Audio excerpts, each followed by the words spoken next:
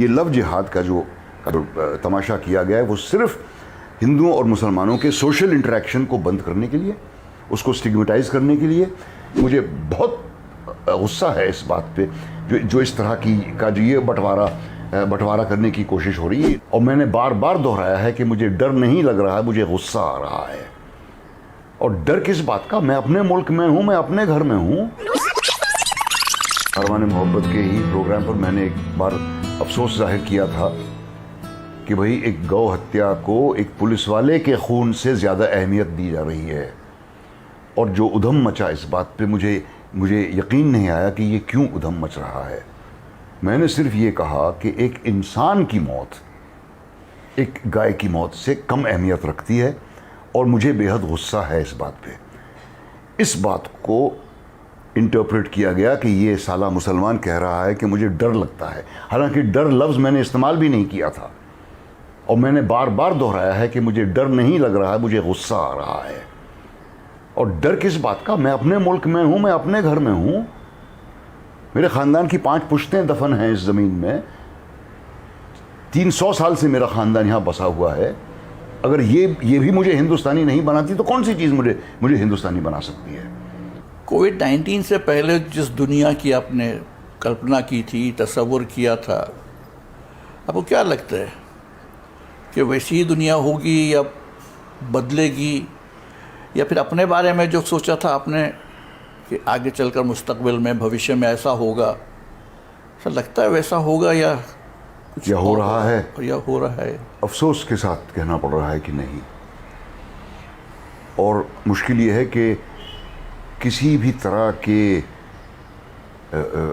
خیالوں کی ایکسچینج کی گنجائش ہی نہیں رہی.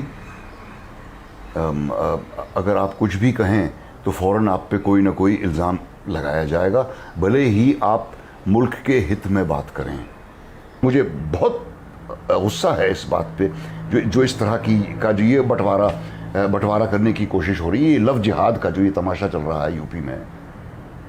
ایک تو ان لوگوں کو جہاد لفظ کا مطلب ہی نہیں معلوم، سب سے پہلے تو یہ جن لوگوں نے یہ ایجاد کیا ہے یہ جملہ. اور دوسری بات یہ کہ میں نہیں مانتا کہ کوئی بھی اتنا بیوقوف ہوگا کہ اس کو واقعی میں لگے کہ ایک دن مسلمانوں کی تعداد ہندوؤں سے بڑھ جائے گی اس ملک میں. ارے بھائی، مسلمانوں کو کس رفتار سے بچے پیدا کرنے پڑیں گے اپنی تعداد ہندوؤں سے بڑھانے کے لیے؟ یہ کوئی مذاق تو ہے نہیں. میرے خیال سے یہ بات بالکل ڈھکوسلا ہے، اس میں کوئی یقین نہیں کرتا. یہ لو جہاد کا جو تماشا کیا گیا ہے وہ صرف ہندوؤں اور مسلمانوں کے سوشل انٹریکشن کو بند کرنے کے لیے، اس کو سٹگمیٹائز کرنے کے لیے کہ آپ مطلب شادی کی تو بات سوچیں ہی نہیں. شادی تو بہت دور کی بات ہے، آپ کا آپس میں ملنا جلنا بھی ہم روک دیں گے. یہ کوشش یہ ہے. اور چونکہ میری بیوی ہندو ہیں، میں مسلمان ہوں، نہ میں مذہبی ہوں نہ وہ. اور ہمارے بچوں کو ہر مذہب کے بارے میں بتایا گیا ہے، انہیں یہ نہیں بتایا گیا کہ تم اس مذہب کے ہو. اب یہ کبھی کہیں پر بلیف تھا میرا کہ یہ فرق جو ہیں یہ دھیرے دھیرے مٹ جائیں گے. مجھے یقین تھا کہ ایک ہندو عورت سے شادی کرنا ایک ہیلتھی پریسیڈنٹ ہے.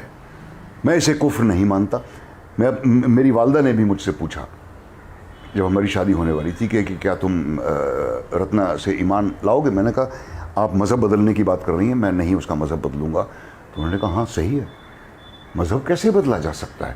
اب میری امی جو بنا پڑھی لکھی تھی، ایک بہت ہی آرتھوڈاکس قسم کے گھر میں ان کی تربیت ہوئی تھی، 5 وقت کی نمازی تھیں، زندگی بھر انہوں نے پورے روزے رکھے، حج بھی کیا، سب کچھ. لیکن انہوں نے تک یہ کہا کہ جو باتیں تمہیں بچپن میں سکھائی گئی انہیں بدل کیسے سکتے ہو؟ مذہب بدلنا بالکل ٹھیک نہیں ہے. اور لو جہاد کا جو تماشا ہے وہ آپ سب دیکھ ہی رہے ہیں کہ کیسے بے گناہ لوگوں کو پکڑا جا رہا ہے، بڑے پریشان کیا جا رہا ہے، مارا پیٹا جا رہا ہے.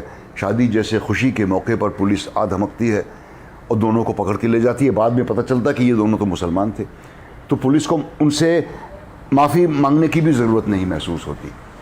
تو یہ تو وہ دنیا نہیں تھی جس کے میں نے خواب دیکھے.